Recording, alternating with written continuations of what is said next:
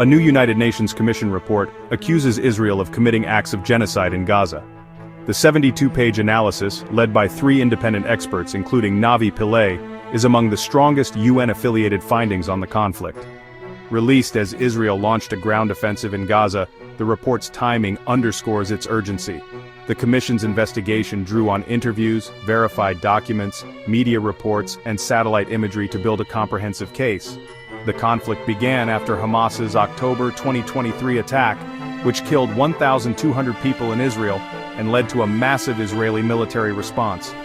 The report cites over 64,000 deaths and 160,000 injuries in Gaza, mostly civilians.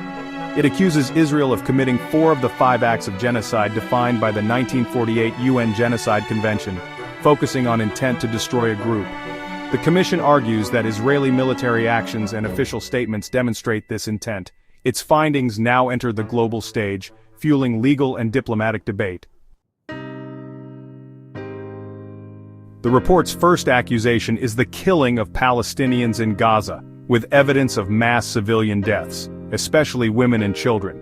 It claims Israeli military tactics were designed to cause widespread casualties, not just target militants.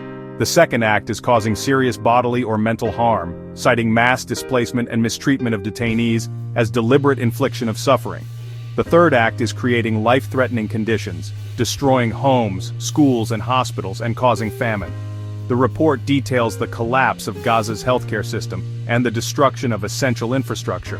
The fourth act is preventing births, highlighted by the destruction of Gaza's largest fertility clinic and thousands of embryos and reproductive samples. The Commission argues these actions were intentional, aiming to prevent future Palestinian births. Each accusation is backed by evidence, painting a picture of systematic harm.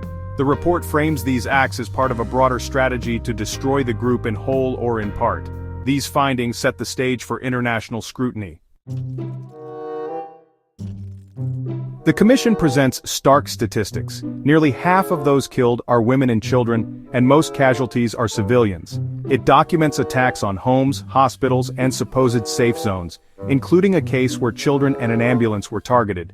Mass displacement and psychological trauma are cited as evidence of serious harm, with testimony on detainee mistreatment. Satellite imagery and field reports show widespread destruction of civilian infrastructure, making much of Gaza uninhabitable. The collapse of bakeries and hospitals, and a formal famine declaration, are presented as proof of life-threatening conditions. The Commission claims Israeli authorities knowingly imposed these conditions. Genocidal intent is argued through statements by Israeli leaders, including references to total annihilation. The report cites official rhetoric as evidence of intent, naming top Israeli officials. Navi Pillay concludes that the pattern of conduct and statements point to a single, reasonable inference: genocidal intent. The evidence is presented as both direct and circumstantial, forming the core of the Commission's case. Israel swiftly and categorically rejected the UN Commission's report, calling it biased and unfounded. Ambassador Daniel Marin labeled the findings scandalous and accused the Commission of anti-Israel bias. Israel maintains its actions in Gaza are self-defense, triggered by Hamas's October 7th attack and ongoing hostage crisis. Officials argue their military targets Hamas, not civilians, and that civilian casualties are a tragic result of Hamas embedding within civilian areas. Israel claims it issues evacuation warnings and takes steps to minimize harm, blaming Hamas for operating from hospitals and schools. The government disputes the interpretation of leaders' statements, calling them morale-boosting rhetoric, not evidence of genocidal intent.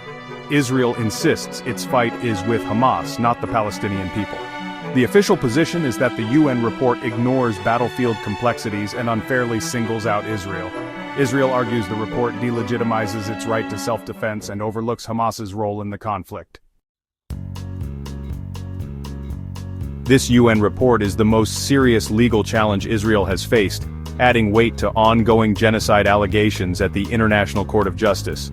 While not legally binding, the report's findings could influence future legal and diplomatic actions. It deepens international divisions. Critics of Israel may push for sanctions, while allies question the report's impartiality. The findings will fuel debate in global forums, complicating consensus on the conflict. For Palestinians, the report may validate their suffering. For many Israelis, it feels like unfair condemnation. The term genocide now shapes the narrative and legal landscape of the conflict. Israel faces mounting pressure to justify its actions under the strictest standards of international law. The Commission's report sets a new benchmark in the global discourse on Gaza, with repercussions likely to last for years.